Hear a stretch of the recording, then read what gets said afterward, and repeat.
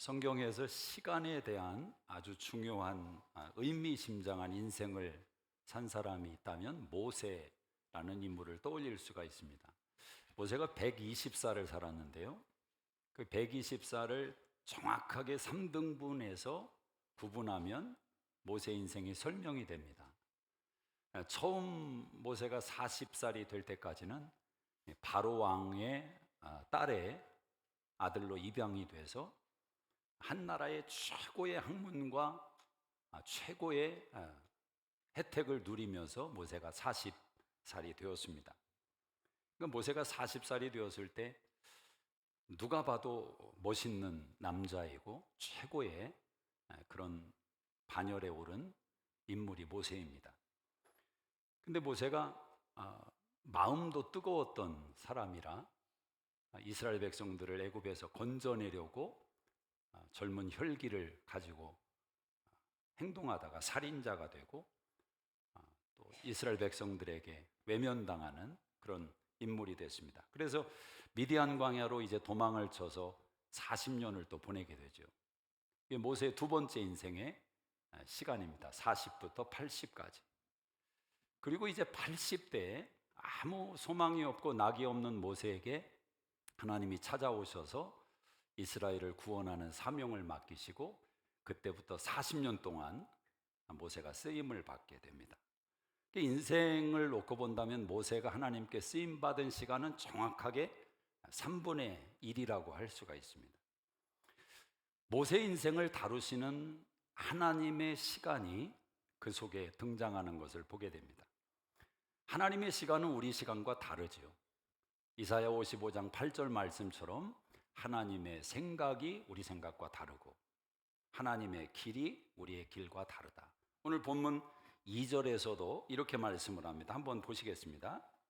산이 생기기 전 땅의 세계가 주께서 조성하시기 전 곧 영원부터 영원까지 주는 하나님이시니다.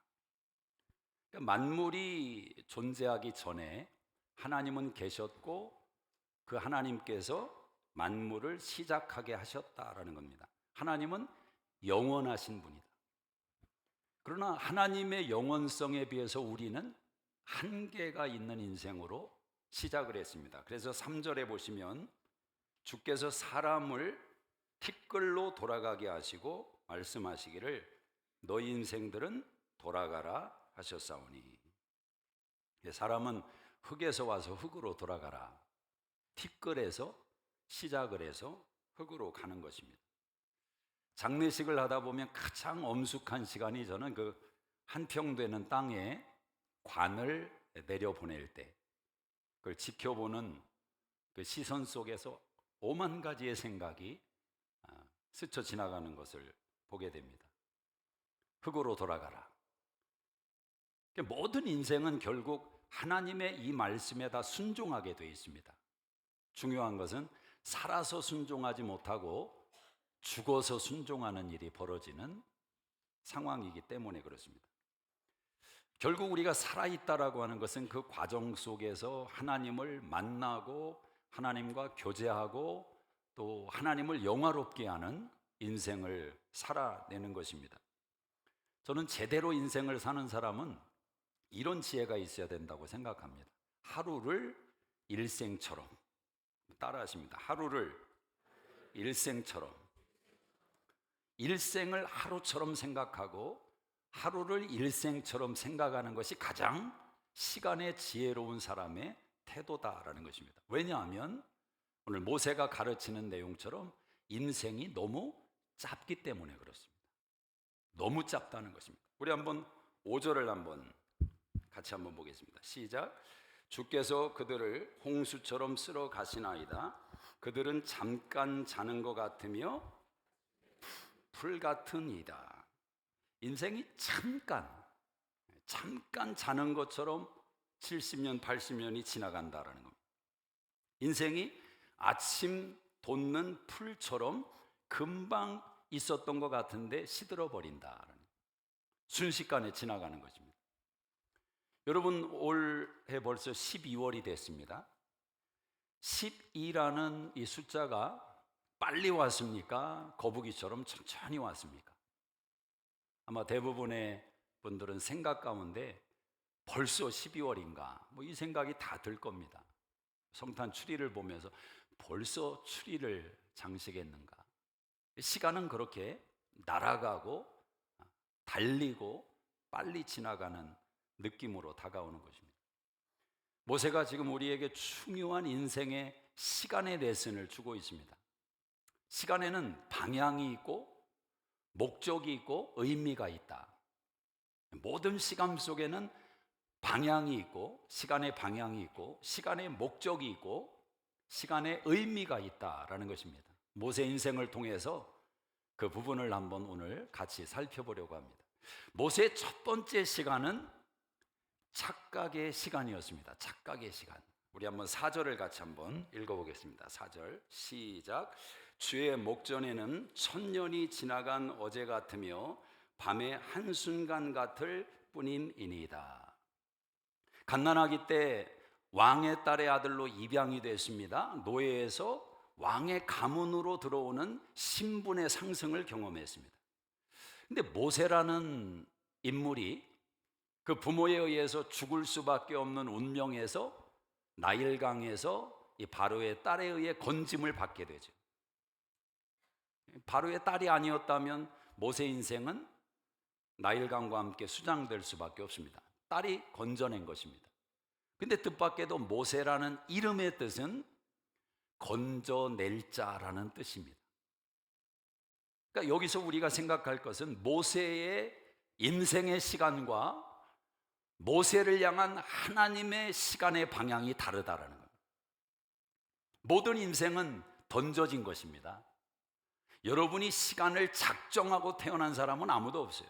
시간을 정하고 그 시간의 한계를 여러분이 주도적으로 결정하고 태어난 사람은 아무도 없습니다.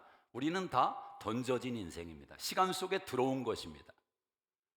근데 우리를 던져놓은 하나님은 마치 모세처럼 시간의 방향을 가지고 모세 인생을 보내셨다라는 거예요. 모세의 인생의 시간의 목표는 방향은 분명합니다. 건져내는 인생을 살아갈 것이다라는 거죠. 근데 모세는 착각을 하게 된 겁니다. 어떤 착각을 합니까? 시간의 주인이 나라고 생각을 한 겁니다. 나는 던져진 인생인데 내가 마치 내 시간을 결정할 수 있는 주도적인 인물로 자기를 생각한 것입니다. 물론 모세의 의도는 선했습니다. 고난받는 내 백성을 건져내야 되겠다라는 거룩한 열망을 가지고 애굽 사람도 죽이고 싸우고 있는 이스라엘 백성들 속에 뛰어들어서 재판관처럼 행동을 한 것 아니겠습니까? 그러나 이것은 모세의 착각이었다라는 거죠. 시간의 주인이신 하나님을 간구한 것입니다. 여러분 손목에 시계를 차고 있다고 해서 그 시간이 흘러가는 흐름을 보여준다고 해서 여러분의 시간은 아니지 않습니까? 물론 여러분이 시간의 계획을 세우고 한 달 동안 나는 무엇을 할 것이며 오늘 하루에 몇 가지 일을 처리할 것이며 계획을 세울 수 있습니다. 시계를 보면서 그 시간을 여러분이 조율할 수도 있습니다. 그러나 궁극적으로 이 시계가 가르쳐주는 시간은 여러분의 시간이 아닙니다. 잠언 3장 6절의 말씀처럼 만사를 범사를 인정하라. 그를 인정하라. 그리하면 그가 지도하시리라. 범사의 하나님을 인정한다는 게 뭡니까?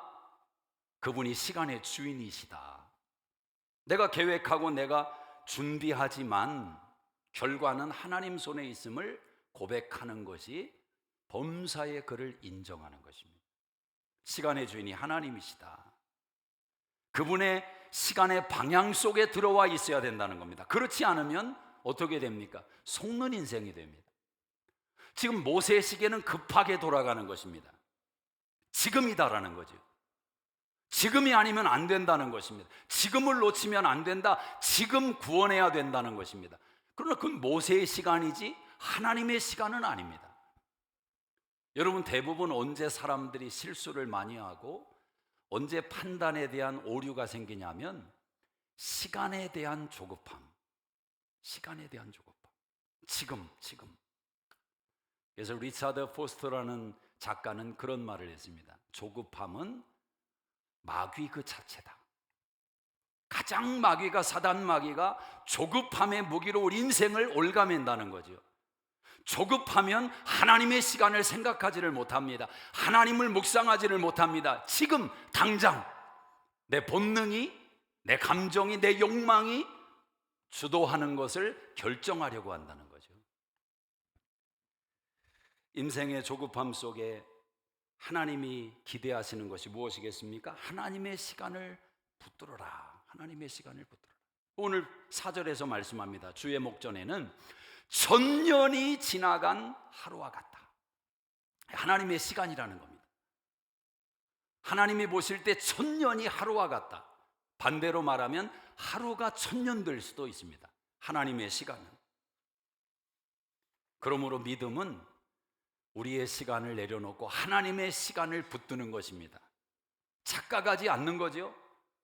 하나님이 내 인생 속에 시간을 주신 것은 하나님의 시간에 방향이 있다라는 것을 인정하는 것입니다. 자, 높은 나무가 있습니다. 가지들을 붙들고 그 나무를 올라갑니다. 그럼 우리는 어떤 사람들을 추앙하고 좋아합니까? 아주 기가 막히게 원숭이처럼 나무를 올라타는 사람을 보면, 야, 저 사람 실력 있다, 능력 있다. 누가 높이 올라가느냐, 누가 빨리 빠른 시간 안에 먼 곳까지 가느냐, 이게 세상의 시간 속에서의 능력 아니겠습니까? 근데 믿음은 때로 우리에게 올라가는 것이 능력이 아니라 잡고 있는 것을 놓아라, 그렇게 요구할 때가 있다는 겁니다.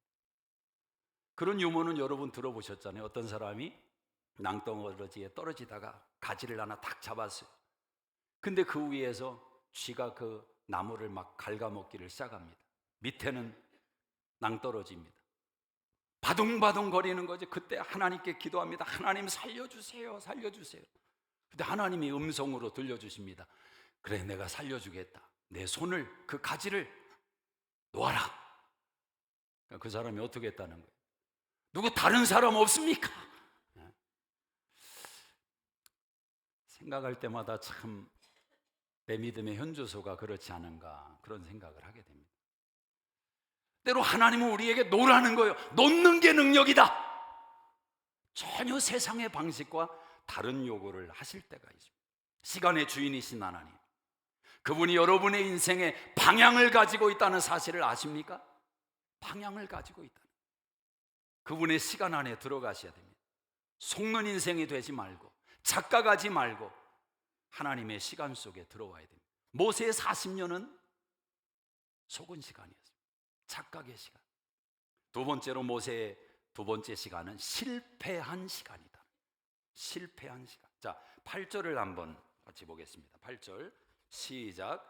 주께서 우리의 죄악을 앞에 놓으시며 우리의 은밀한 죄를 주의 얼굴빛 가운데 두셨나이다. 우리의 모든 날이 주의 분노 중에 지나가며 우리의 평생이 순식간에 다였나이다. 우리의 연수가 70이요 강건하면 80이라도 그 연수의 자랑은 수고와 슬픔뿐이요 심속히 가니 우리가 날아가나이다. 그렇습니다. 시간은 흘러갑니다. 시간은 멈추는 스탑 사인이 없습니다. 시간은 고여있는 웅덩이도 없습니다. 시간은 계속해서 흘러갑니다. 모세의 40년 처음과 모세가 미디안 광야에서 보낸 40년은 숫자적으로는 똑같지만 그 40년의 내용은 전혀 다른 이야기가 됩니다. 아마 여러분도 마찬가지일 겁니다. 어떤 한 해는 시간이 그냥 너무 빨리 지나갔고 아무 기억이 없어요. 사진이 없어요.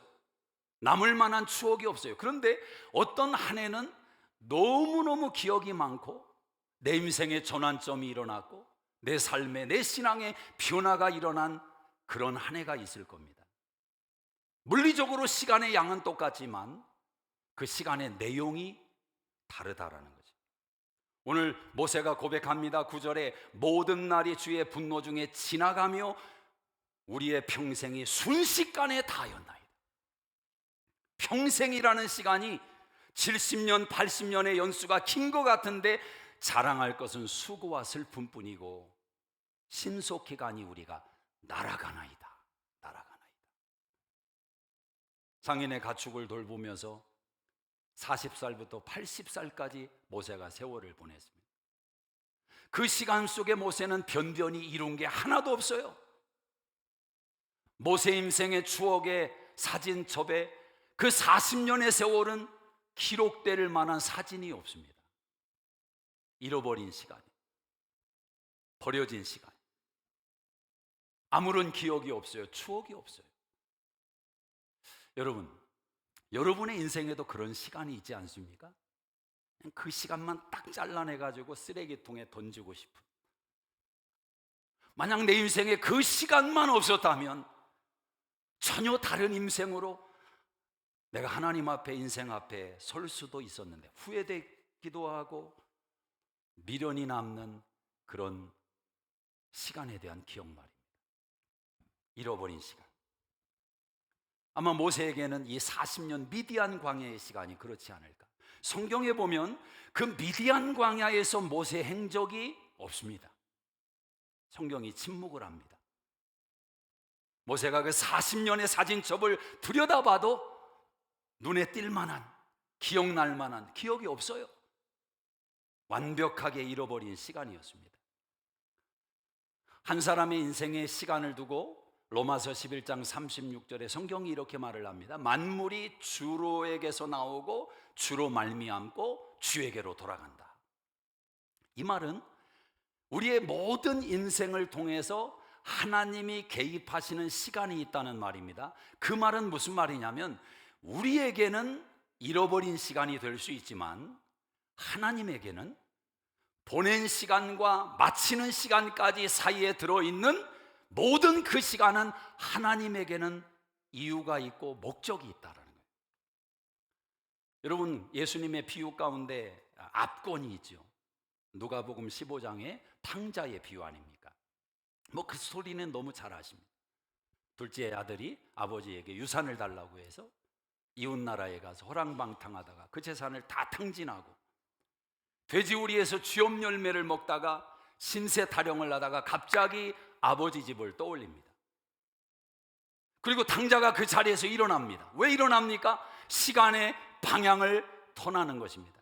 나는 지금 여기서 굶어서 죽으려고 하는데 내 아버지 집에는 일하는 품꾼들도 넉넉하게 먹고 살아가는데 왜 내가 여기서 지금 이러고 있는가? 아버지 집으로 가서 나를 품꾼 중에 하나로 써달라고 요청하자.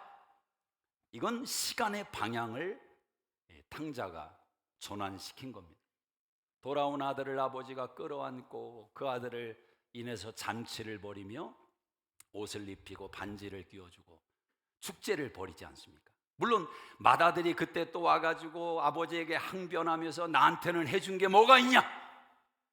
그때 아버지가 나와 함께 같이 이 기쁨에 동참하자. 이게 예수님의 비유의 스토리의 핵심입니다. 예수님이 그 말씀을 하신 이유는 예수님이 세리와 죄인들과 함께 식사하며 그들에게 복음을 전하고 하나님 나라를 선포할 때 바리새인들이 못마땅해 하는 겁니다. 아니, 왜 저 예수는 저 죄인들과 식사를 하고 저렇게 시간을 보내는가? 율법에 죄인들의 자리에 앉지도 말아야 되고 오만한 자의 자리에 앉지도 말아야 되고 함께하지 말아야 되는데 왜 저는 율법을 어기는가? 불만이 가득했던 겁니다. 그들의 마음을 아시는 예수님께서 그들의 마음을 향해서 이 비유를 말씀하셨던 거죠. 이 비유 속에는 구원을 향한 하나님의 구속의 드라마가 기가 막힌 은혜가 다 담겨 있습니다. 근데 저는 그 이야기 속에 시간을 향한 하나님의 계획이 또 담겨 있다고 생각합니다. 시간이 만들어낸 은혜의 가치, 시간이 빚어낸 관계성의 작품. 근데 문제는 그 시간이 성공적인 시간이 아니었다라는 겁니다. 여러분, 탕자의 이야기 속에 성공의 이야기가 있습니까? 눈에 띄는 어떤 드라마틱한 성공의 단어가 느껴지십니까? 전혀. 거기에는 실패와 좌절과 절망의 이야기만 가득 차 있습니다. 그 실패와 순종과 불순종과 잃어버린 그 시간 속에서 하나님이 어떤 일을 행하시는지, 그 시간을 붙들고 하나님이 어떤 목적을 이루어내시는지, 여기에 예수님이 포커스를 두시는 겁니다. 예수님의 비유 속에 등장하는 아버지는 아들에게 시간을 줄 수 있는 공간의 여유가 있었어요. 여러분, 아버지는 알면서 준 것 아닙니까? 내가 이 돈을 주면 이 둘째가 집안에서 감사하면서 머무는 것이 아니라 분명히 이 아들은 이 돈을 가지고 밖으로 뛰어나갈 것이고, 그리고 내가 볼 때 이 둘째는 내가 주는 돈을 가지고 성공하기에는 아직 준비가 안 됐는데, 부족한데, 이걸 다 아버지는 알고 돈을 준 겁니다. 그렇지 않습니까? 어떻게 그럴 수 있었을까? 이게 신비의 영역이기도 하죠. 저는 이렇게 생각합니다. 아버지는 그 아버지의 모습을 통해서 부각시킨 하나님의 마음은 알고 있다는 것입니다. 무엇을 알고 있습니까? 내 아들은 돌아온다. 반드시 내 아들은 돌아온다. 그러나 어떤 모습으로 돌아올지를 아는 거죠. 성공이 아닙니다. 실패와 함께 돌아올 것을 알고 있습니다. 어찌 보면 이 탕자는 아버지의 시간을 가지고 자기의 시간을 낭비하는 데 써버렸습니다. 아버지의 시간을 가지고 이 탕자는 자기 인생의 시간을 허비한 것입니다. 무슨 말이냐면, 아버지의 재산이라는 것은 아버지의 생명과 같은 시간을 쏟아부어서 만든 결과물입니다. 아버지가 주었던 그 재물은 단순히 돈이 아니라 그 재물 속에 아버지의 시간이, 인생이 담겨 있었단 말입니다. 근데 그 생명과도 같은 아버지의 시간을 가지고 자기 인생의 시간을 낭비하는 도구로 썼어요.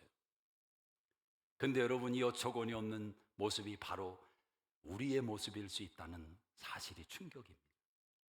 오늘 저와 여러분은 하나님의 아들 예수님의 시간의 결과로, 그분이 이 세상에 오셔서 30년 넘는 세월을 우리와 함께 하셨고 십자가에서 고난받으신 그 생명을 쏟아부으신 그 시간의 결과로 우리가 예수님을 구주와 주님으로 받아들이고 영생을 얻은 것 아닙니까?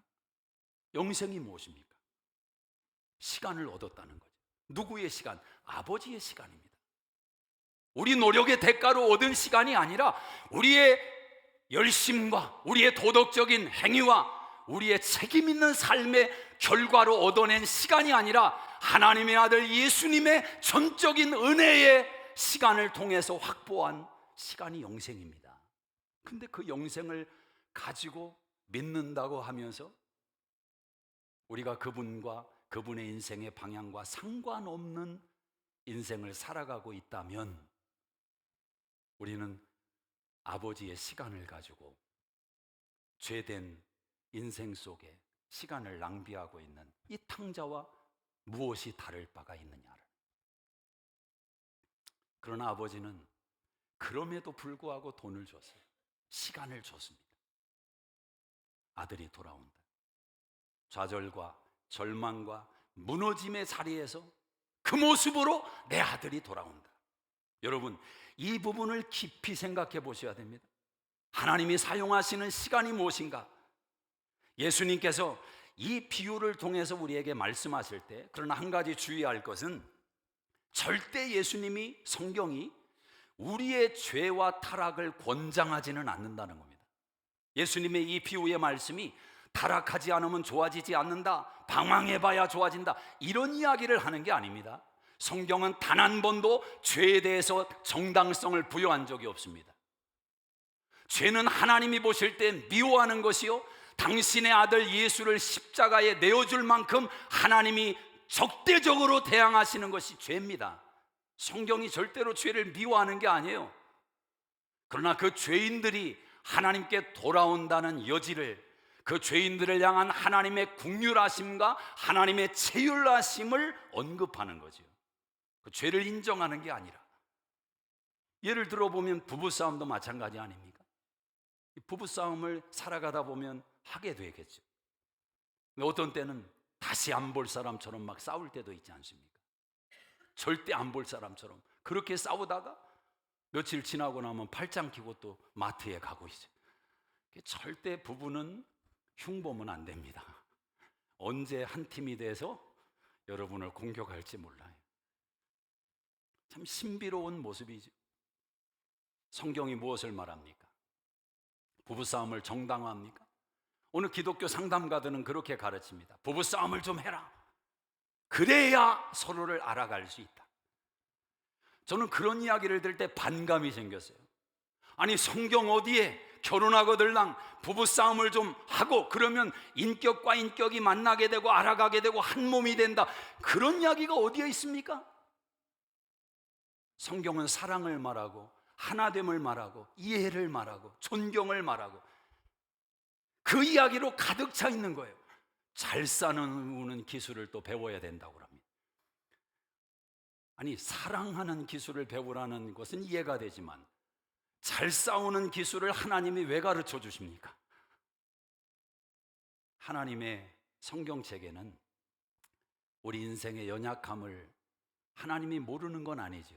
그러나 하나님은 하나님의 하나 되심을 우리에게 기대하시며 그것을 보여주시고 그것을 드러내기를 원하시는 겁니다. 여러분, 냉정하게 한번 생각해 봅시다. 왜 싸우는 겁니까? 돈 때문에 싸우는 겁니까? 왜 싸우는 겁니까? 어제 뉴스 보니까 광주에서 어떤 부부가 부부싸움을 했어요. 남편이 나갔어요, 집을. 화날 때 남자들이 가끔 피하지 않습니까? 근데 이 엄마가 6개월 된 자식을 15층에서 던져버렸어요. 좀 충격적인 이야기지만 지난주에 부부싸움하다 불질러서 와이프와 가족을 죽인, 뭐 이런 일은 종종 벌어지지 않습니까? 그 사람들은 잘 싸우는 기술이 없어서 그렇게 된 겁니까? 성경은 죄라고 말해요. 내 자아가 살아있거든요. 너무 살아있거든요. 팔팔하거든요. 내가 주인이거든요. 내 시간의 주인이 나이거든요. 내 감정이 중요하고 내 자존심이 중요하고, 이런 인생의 미숙함이 우리의 인생을 하나님이 의도하신 방향과 멀어지게 하는 것입니다. 요즘 유행하는 언어 중에 화캉스라는 말이 있습니다. 화캉스, 아시는 분이 있는지 모르겠어요. 호캉스라는 말은 있죠. 호강하면서 여행을 하는 거. 화캉스는 뭐냐면 남편들이 화장실에서 보내는 시간을 화캉스다, 그렇게. 안 나와요, 안 나와. 5분 뭐 10분이 아니라 30분, 어떤 때는 1시간, 또 막 부부싸움 하게 되고 이혼까지 발전하는 이 화캉스. 화장실에서 뭐 하는 겁니까? 나이가 애들이 어릴수록 화캉스 하는 남편들이 많답니다. 거실에 있으면 달라붙지요. 아빠 놀아달라고 하지요. 귀찮은 거죠. 혼자 나만의 공간에 들어가서 유튜브 보면서 낄낄대는 거죠.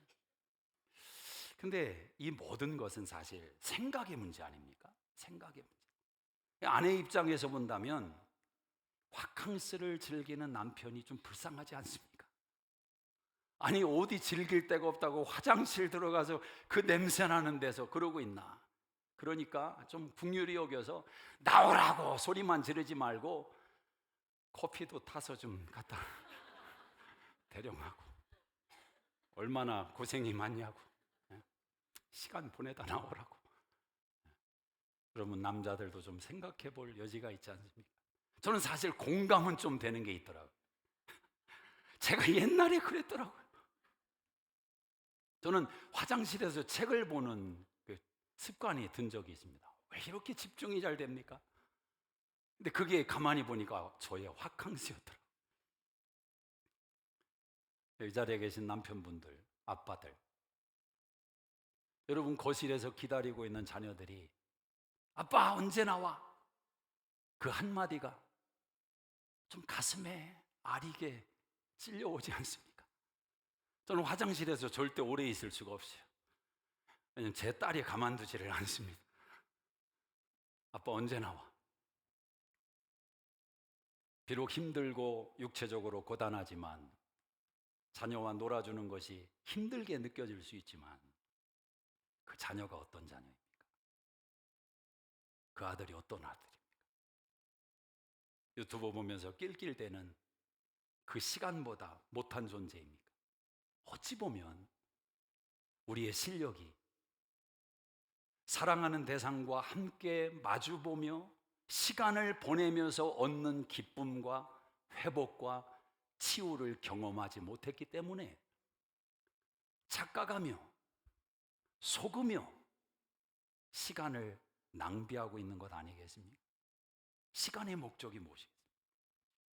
그런 생각을 해봅니다. 과연 여러분의 평생의 여정 동안에 여러분이 사랑하는 대상들과 진심 어린 눈으로 마주보며 그 고민과 아픔을 들어보기도 하고 여러분의 생각을 들려주기도 하고 함께 웃으며 울며 기도하며 그렇게 진정한 대화를 나누는 것이 평생에 한 달, 1년이 아니라 여러분 남은 생에 얼마나 된다고 생각을 하십니까? 얼마나 된다고 생각을 하십니까? 많지 않을 겁니다. 미디안 광야에서 모세의 40년은 실패한 시간입니다. 버려진 시간이에요.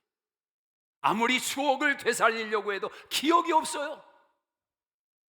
모세 인생 수첩에 사진이 없습니다. 감추고 싶고 기억하고 싶지 않은 시간입니다. 그런데 하나님은 그 시간을 들어서 그 실패한 시간을 들어서 하나님이 사용하더라는 거죠. 어떻게 사용합니까? 하나님이 쓰실 만한 그릇으로 하나님의 시간을 집어넣기에 최상의 조건을 만드시더라는 겁니다. 여러분, 모세가 80이 되었을 때는 완전히 모세가 죽었습니다. 하나님이 찾아오셨을 때 여러분 성경 읽었잖아요. 모세가 없어요. 하나님이 말씀하시는데도 모세가 하나님 나는 없습니다. 이게 모세의 현주소였습니다. 하나님이 자신의 시간을 집어넣기에 가장 좋은 시간이었어요. 어마어마한 일을 사용하기 위해서 하나님의 시간을 모세 인생 속에 넣기에 최상의 시간이 모세의 실패한 시간이었다는. 오늘 이 자리에 계신 여러분 가운데 내 인생 가운데 버려진 시간처럼 느껴지고 잃어버린 시간처럼 느껴지고 내 마음에 허전한 공허함을 불러오는 시간처럼 여겨지는 그 시간 때문에 여러분이 감사할 때가 올 것입니다. 왜냐하면 하나님께서 그 시간에도 일하셨기 때문에 그렇습니다. 그래서 모세의 마지막 세 번째 시간은 하나님께 쓰임받는 시간이다. 하나님께 쓰임받는 시간. 우리 한번 12절을 읽어볼까요? 12절 시작. 우리에게 우리 날 계수함을 가르치사 지혜로운 마음을 얻게 하소서. 모세 같은 인생이 흔치가 않습니다. 왜냐하면 대부분 사람은 젊었을 때 꽃을 피웠다가 세월과 함께 시드는 것이 시간의 흐름입니다. 근데 모세는 가면 갈수록 좋아지는 시간이 되었습니다. 오히려 인생의 중반부터. 놀랍지 않습니까? 저는 하나님을 섬기는 자녀들의 인생이 그래야 된다고 생각합니다. 오늘 이 자리에 계신 젊은 분들은 젊을 때 여러분의 인생이 꽃을 피웠다고 여기서 여러분의 시간으로 멈춰버리면 여러분의 인생의 시간은 그 방향은 말할 것도 없이 정해진 것으로 추락해 갈 수밖에 없습니다. 하나님의 시간은 그렇지 않습니다. 오히려 하나님의 시간은 지나갈수록 빛이 나는 겁니다. 그 인격이 깊어지고 그의 감사가 풍성해지고 그의 사랑이 넓어지고 하나님을 향한 기대와 소망이 가면 갈수록 커지는 인생, 지갑을 잘 여는 인생. 여러분 그런 인생이 흠모스럽지 않습니까? 아니 내일 모레 세상을 떠날지 모르는 사람이 일불 때문에 친구와의 10년 관계를 의절을 하고 10불 때문에 한 끼 밥을 사는 문제 때문에 30년 지기와 의절을 하고 함께 살아가는 부부와 함께 말 한마디를 하지 않고 가정의 냉기가 가득 차 있는 1년 365일 얼음이 곳곳에 가득 놓여 있는 그런 인생을 살고 있다면 여러분 이것은 잘못 살고 있는 것 아니겠습니까? 하나님께 쓰임받는 인생은 그의 인생의 모든 시간 속에 하나님이 만들어 가시는 작업이 이루어지고 있으며 하나님의 결과가, 열매가 가면 갈수록 드러나는 인생으로 거듭나야 되는 것 아니겠습니까? 오늘 모세가 고백합니다. 우리의 날수를 가르치사 지혜로운 마음을 얻게 하소서. 우리의 날의 계수함을 가르치사 지혜로운 마음을 갖게 하소서. 최고의 지혜가 뭐냐? 내 인생의 남은 숫자를 아는 것입니다. 여러분이 몇 살입니까? 오늘 모세가 말했습니다. 70이요 강건하면 80이라고. 그 숫자를 계산하면 여러분의 날수는 얼마나 남았습니까? 생각하라는 것입니다. 생각하라. 에베소 5장 16절에 사도 바울은 이 모세의 이야기를 똑같이 말합니다. 세월을 아끼라. 세월을 아끼라. 여러분, 세월을 어떻게 아낍니까? 세월을 잠깐 모아뒀다가 필요할 때 쓸 수 있습니까? 세월을 아끼라는 말은 세월의 기회를 붙잡으라는 겁니다. 하나님이 시간의 방향 속에서 목적을 가지고 하나님이 이루시는 일에 내가 시간의 주인을 인정하고 그 속에서 하나님이 만들어 가시는 하나님의 기회 속에 너를 담으라는 거죠. 시간의 기회를 잡으라. 또 세월을 아끼라는 말은 마지막이 있음을 기억하라는 말입니다. 마지막이 있다. 영원하지 않다는 겁니다. 너는 시작했고 흙으로 돌아가는 마지막이 있다. 마지막을 기억해라. 지혜로운 사람은 마지막을 생각하며 오늘을 사는 것입니다. 제가 한두 주 전에 말씀을 마치고 일부 예배에 참석했던 어떤 젊은 집사님들과 대화를 나눴는데 참 감동 어린 이야기를 들었어요. 이 집사님의 자녀가 사춘기를 보내는데 왜 이렇게 사춘기 병을 오래 앓는지 거의 한 3년 가까이를 사춘기 병과 싸웠대요. 근데 유독 진하게 사춘기를 보내니까 살맛이 없어지고 정말 너무너무 힘들었는데 결론은 이겁니다. 이겨냈다는 거죠. 그 딸아이가 이제 지금은 이제 집에 오면은 엄마 아빠 건강을 챙기고 그런 건 먹으면 안 된다고 자기가 음식을 해주겠다고 하고 이런 자식으로 바뀌었다는 거예요. 근데 어떻게 이겼느냐? 이런 고백을 하더라고요. 목사님, 기도하면서 오늘이 내 딸아이의 마지막이라고 생각을 했어요. 오늘이 내 딸아이의 마지막이라고 생각을 했어요. 그러니까 이길 수 있더래. 사랑하는 여러분, 오늘이 마지막이라고 생각해 보십시오. 모세가 이렇게 고백합니다. 14절에 잘 보세요. 아침에 주의 인자하심이 우리를 만족하게 하사 우리를 일생 동안 즐겁고 기쁘게 하소서. 하루의 아침을 시작할 때 모세는 일생을 하나님의 만족해 하심 속에 담고 기쁘고 즐겁게 하소서 이 소원을 아뢰었습니다. 여러분, 절대 신앙은 죽어서 천국 가서 대접받자, 천국 가서 상급 받거니와 천국에서 모든 것을 해결하는 것이 신앙이 아닙니다. 무슨 말이냐면 이 땅에서 고난이 있고 역경이 있고 환난이 있을지라도 하나님의 나라가 이미 내 안에 임하였고 하나님께서 당신의 아들을 내어주시기까지 나를 사랑하신 그 은혜와 감격 속에 여기에서부터 하나님으로 인해서 만족해하며 하나님 때문에 즐거워하며 기뻐하며 하나님을 즐거워하는 인생을 살아가는 것입니다. 하나님을 즐거워하는 인생을 살아가는 거예요. 15절에는 이렇게 말하죠. 보세요. 우리를 괴롭게 하신 날수대로와 우리가 화를 당한 연수대로 우리를 기쁘게 하소서. 이런 배짱이 좀 있어야 됩니다. 하나님, 나 몇 년 동안 하나님이 힘들게 하셨습니다. 환난이 있었고 괴로움이 있었고 화를 당했는데 그 연수 다 계산해서 하나님 나를 기쁘게 하십시오. 그런 이야기입니다. 16절에는 이렇게 말합니다. 주의 영광을 그들의 자손에게 나타내소서. 내 대만이 아니라 내 후손들 대에도 하나님은 하나님이십니다.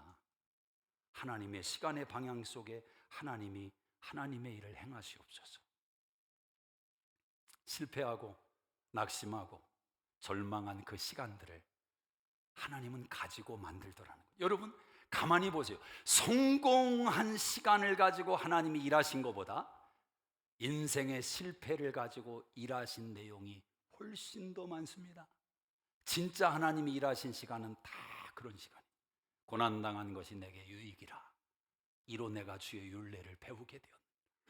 우리는 색깔의 화려함만을 생각합니다. 빨간색, 노란색, 주황색, 그 색으로만 만들어내는 그림을 생각합니다. 그러나 색의 원조는, 색의 기본은 검정색입니다.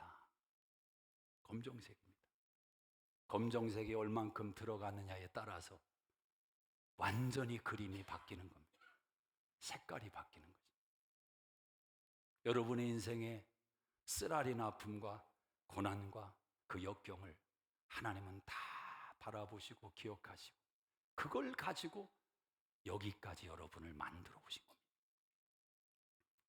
제가 잠언의 24장 16절의 말씀을 좋아합니다. 여러분 아시죠? 의인은 7번 넘어져도 8번째 일어난다. 저는 그 구절만 생각하면 힘이 납니다. 힘. 한번 넘어져 볼까요? 제가 또 일어나, 또 7번 넘어져도 또 일어나는 사람은 10번 아니라 20번 넘어져도 일어납니다. 왜 일어납니까?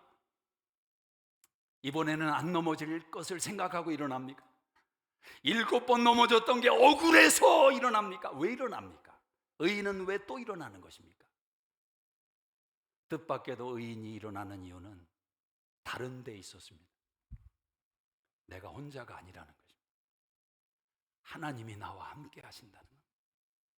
그 넘어짐의 시간 속에서도, 그 아픔의 시간 속에서도, 그 병든 시간 속에서도, 굶주림의 시간 속에서도 하나님은 나와 함께 하셨다는 것입니다. 내가 일어나는 것은 하나님의 시간의 방향이, 하나님의 시간의 목적이 내 인생을 붙들고 일하시기 때문에 내가 넘어져 있는 자리가 나의 마지막이 아니고 나의 종착역이 아니고 하나님이 행하실 일의 과정이기 때문에 나는 일어선다는 것입니다.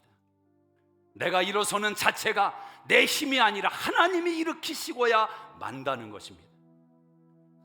하나님의 시간은 사랑의 용광로와 같습니다. 여러분, 용광로 속에 뭘 집어넣습니까? 쇳덩어리 집어넣어요. 녹슬어서 이제는 쓸모없는 것 같은데 용광로에 집어넣고, 구부러져서 뭔가를 만들 수 없는 것 같은데 용광로에 집어넣고, 조각이라 이걸 가지고는 제대로 만들 게 없어요. 용광로에 집어넣고, 한때는 쓰임받았는데 이제는 고철이 되었어요. 그렇게 썩어져가는 그 고철을 또 용광로에 집어넣고, 근데 놀라운 것은 용광로에 들어갔다가 나오면 전혀 새로운 존재로 거듭나서 나온다는 것. 탕자가 집에 돌아올 때 똑같이 오지 않습니다. 집을 나갈 때 탕자가 아닙니다. 완전히 새로워진 아들로 아버지 집에 오는 것입니다. 하나님이 이 일을 행하십니다. 누구와 함께? 여러분과 함께. 기도하겠습니다.